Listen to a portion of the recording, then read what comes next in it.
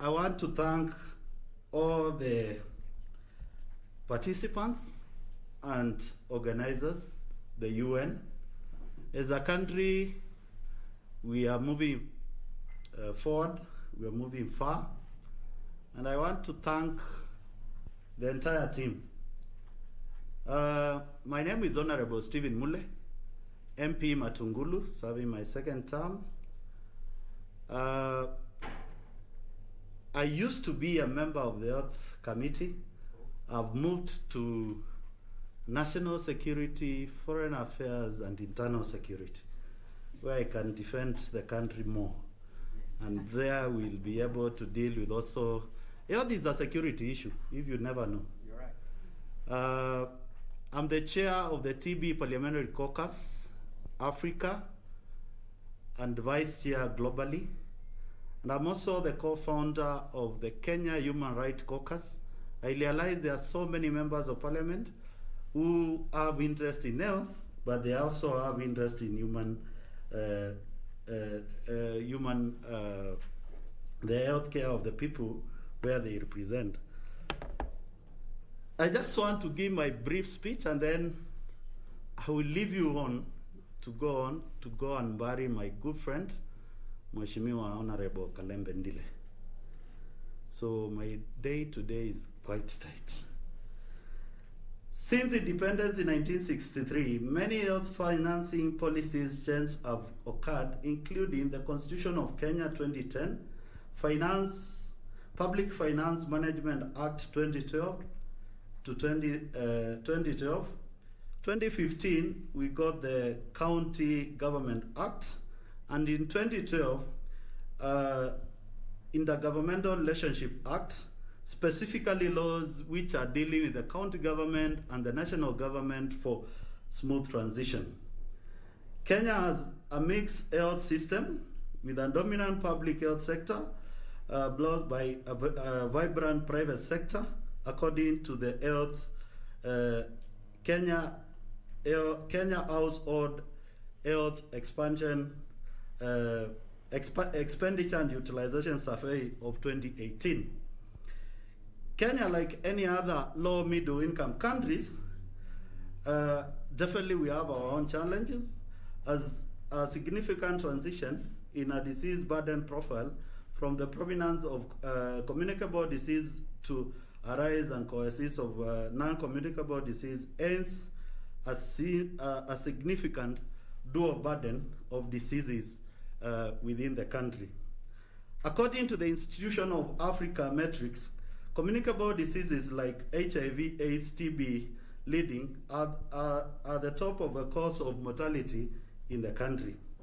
Historically, a large share of HIV expenditure and health programs in Kenya has been from donors, and as we have just heard from USAID, we have been having very loyal partners, that's PEPFAR, Global Fund, and other donors within the country.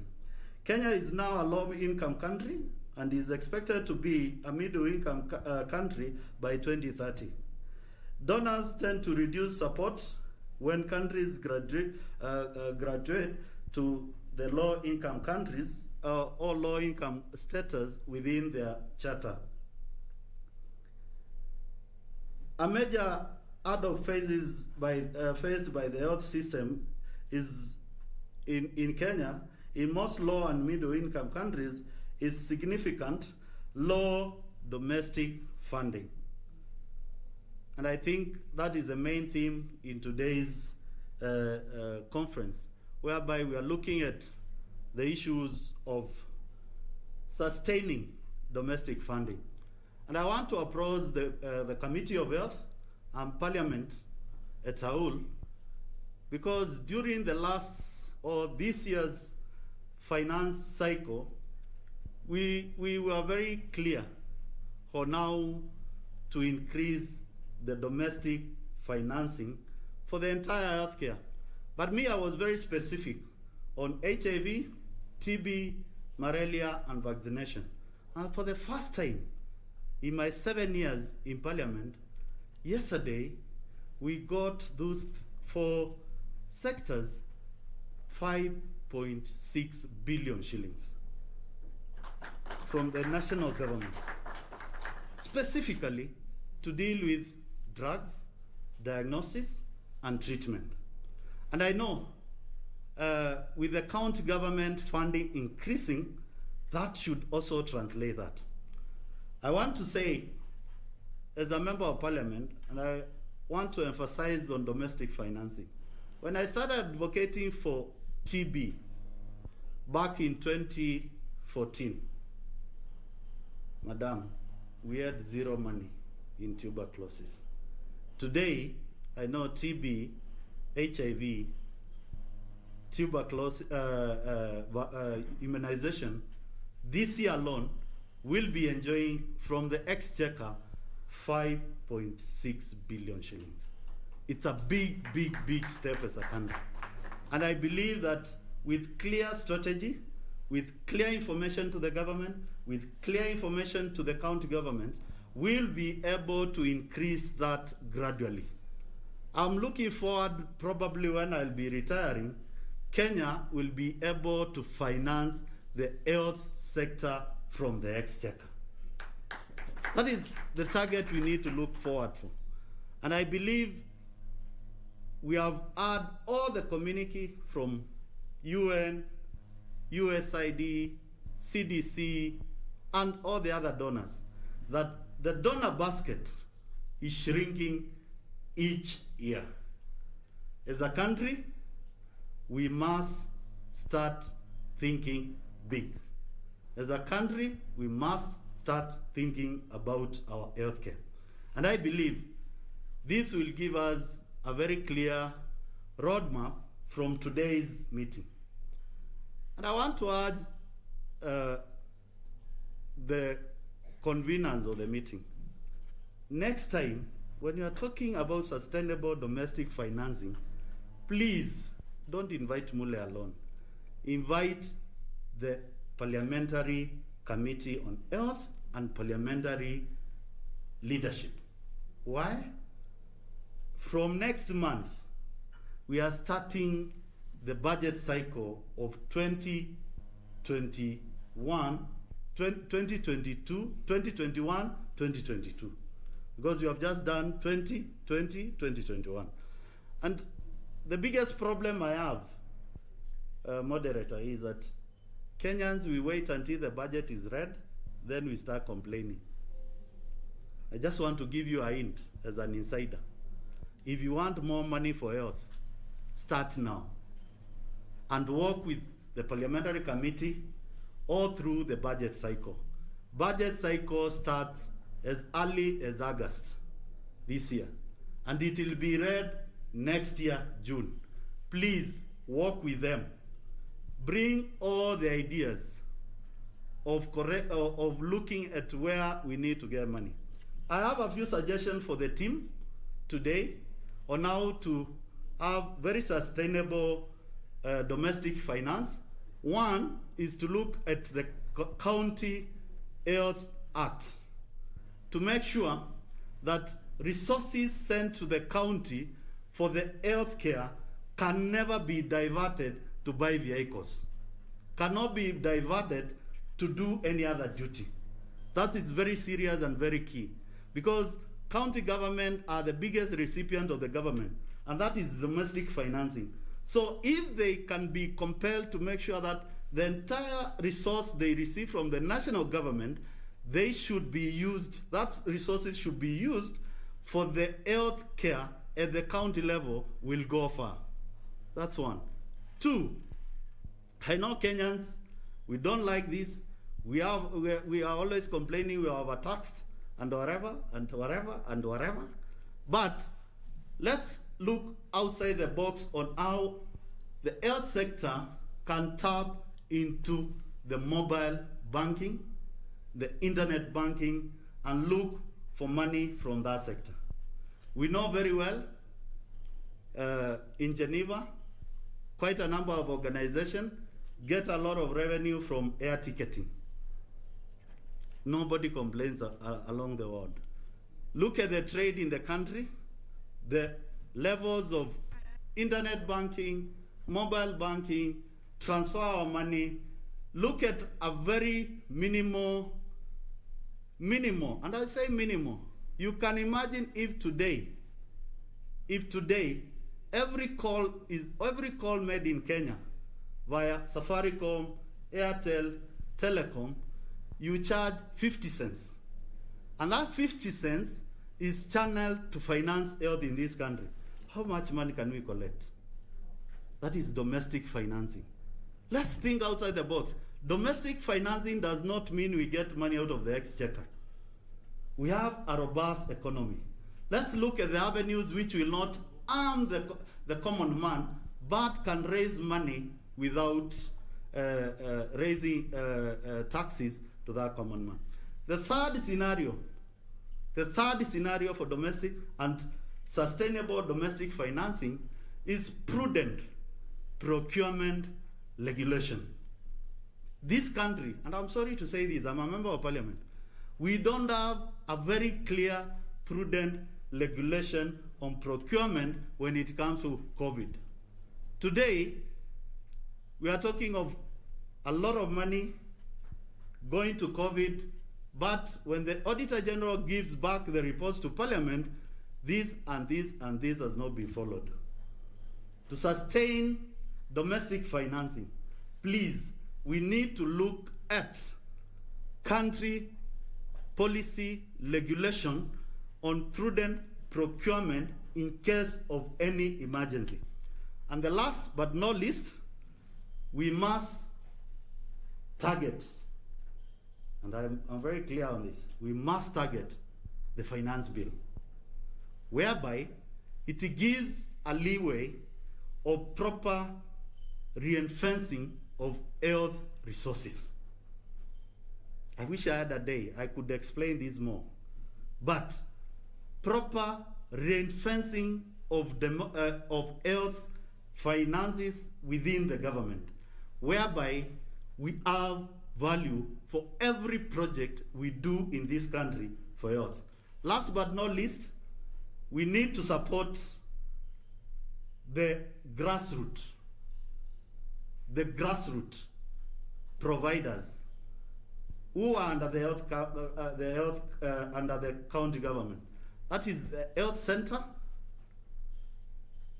the sub-county health hospitals, and the sub-county hospitals. Why am I saying this? Prevention is better than cure. So if we can deal with the diseases at that level, we'll less the burden of our national institution, our regional institution, with a high burden of patient, and our cost of healthcare in the country will be affordable, and the cost of healthcare in the country will go down. If we look at those four, I believe when I'm retiring from politics, I will not be able to, I will not want to come to Nairobi for healthcare. I will go to the nearest dispensary, get my Panadols, hypertensive drugs, whatever. I don't say I will be hypertensive, but you never know the lifestyle we are living. And you live health at that age.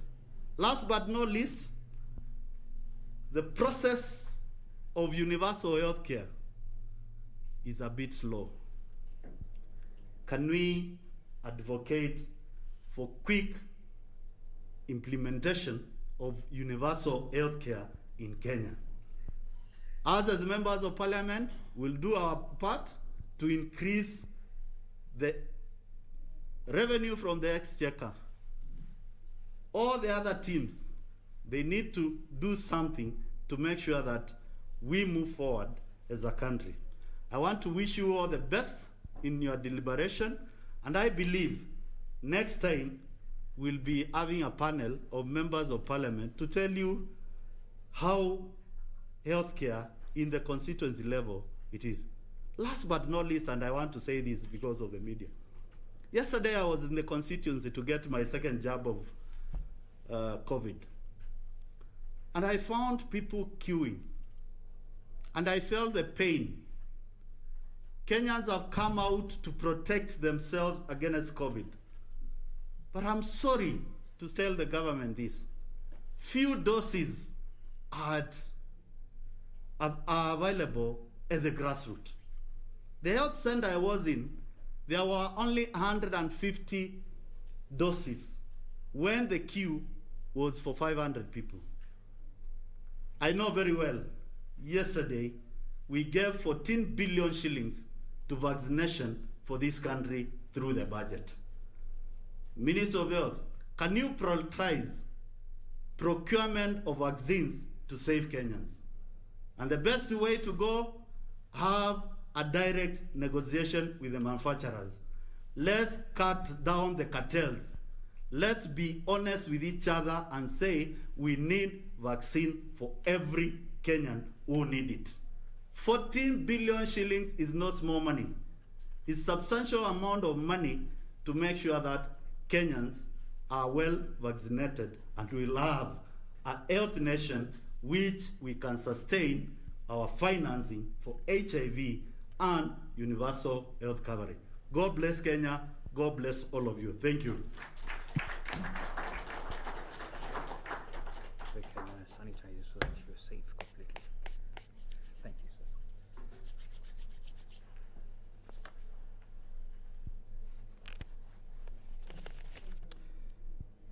All right. Why, my goodness, another round of applause to Mheshimiwa. Thank you so much for saying it as it is.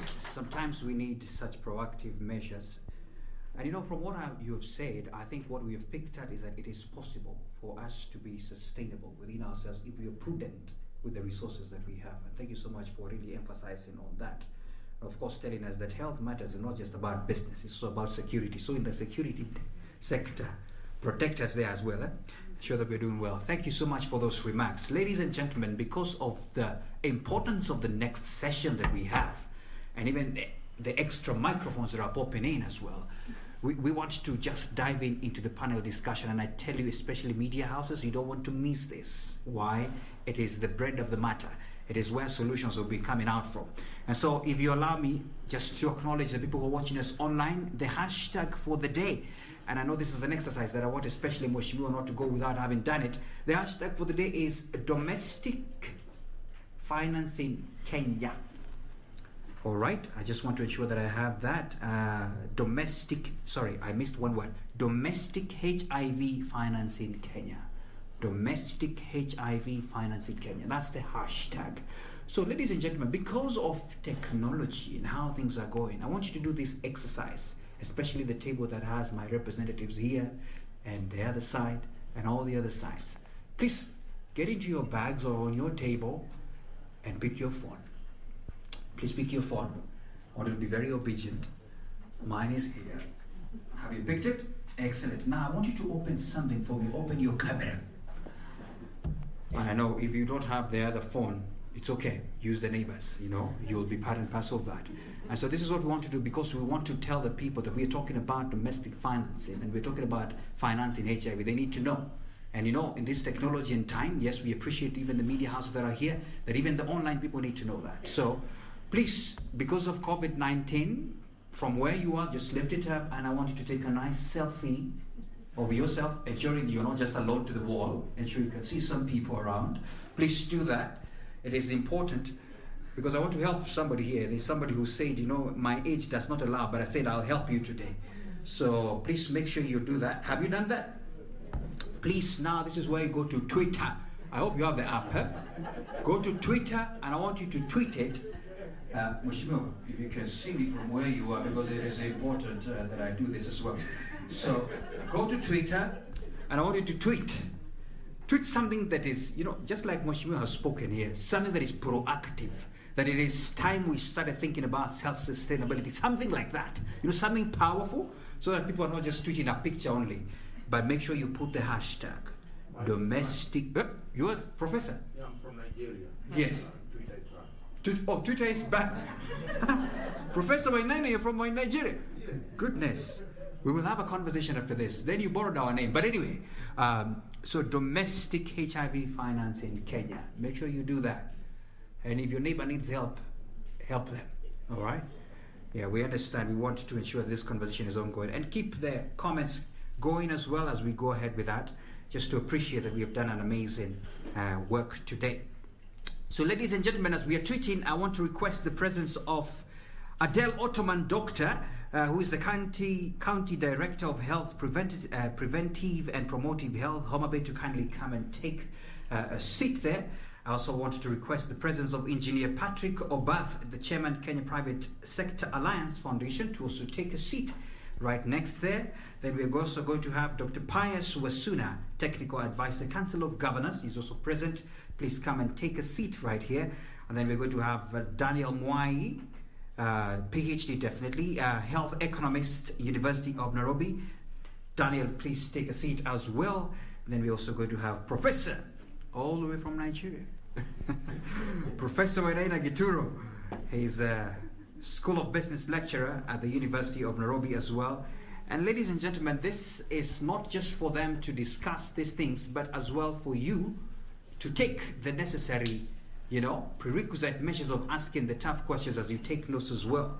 So, ladies and gentlemen, this panel discussion is purely on the subject of the day, where we're going to have this amazing gentleman in the house helping us to understand this matter of sustainability and picking up from where the panelists have left us. The keynote speakers have left us. How do we move on so that we can mobilize domestic resources for sustainability in this country? I am giving them time, when they come, and because they are loaded, they come in style. So we understand that this is important. Now, I want to request the presence of the sound team at the back. Kindly come and allocate the mics if you can. Just dash in here very fast because we want to hear every word from everybody who is speaking. Please rush in here very fast. The sound team at the back. I've seen somebody coming. All right. So remember, what's the hashtag for the day again? Domestic HIV financing Kenya. All right. Great.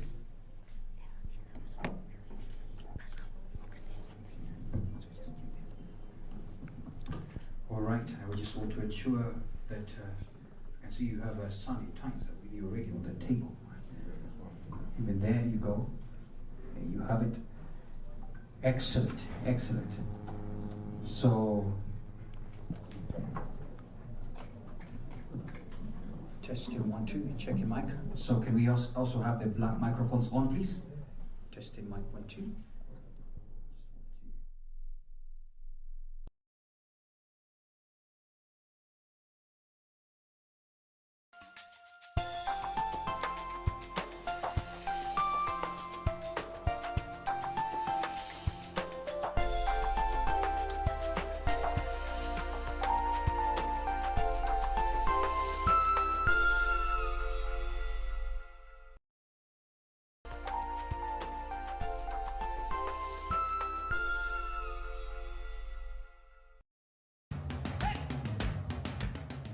Bwana Motiso, pikipiki yako ndio hii.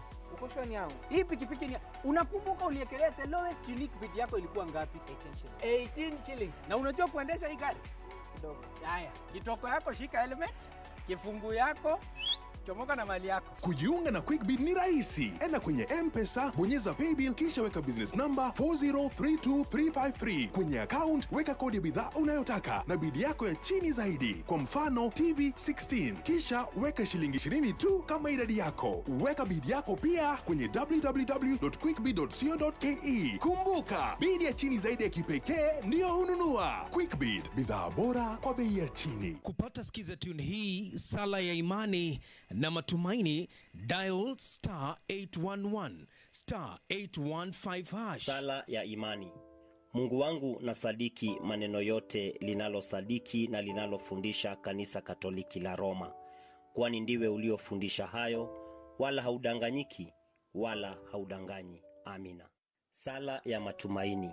Ili kupata skiza tune hiyo ya sala ya imani na matumaini, dial *811 *815 *811 *815 #. This weekend on KBC Channel 1. AJ dreaded going to school, not because he didn't like learning, but because he didn't have any friends. I love playing soccer, but they'd make fun of me of every single little thing, and I'd feel really, really sad. I never thought, at any point during my growing up that I would end up in a mental institution. My whole life has led to this moment. Like, how disappointing. The impact was deafening. A truck failing to yield the right-of-way broadsided the van carrying Jerry Higgins and his 2 grandchildren, Say and Trayden Karch. I heard Say, Trayden, wake up. Trayden, wake up. If the fire of our first love's not burning bright. This weekend on KBC Channel 1. Siwezi kukurupuka, Yusuf. Siwezi jua kama hapo wale labda walikuwa na mke na watoto, alafu wataka kunioa mimi sasa hivi. Siwezi. Mama. Si huko kuna wageni hapa sasa. Ningefanyaje mimi? Alikuwa ana shida na mimi alafu. Juzi Brian sikuwa na wageni. Ja mwangalia mami? Hata nilikuwa napita pita lakini nimeonana naye hapo njiani. Umeonana naye? Maana anaondoka sasa hivi.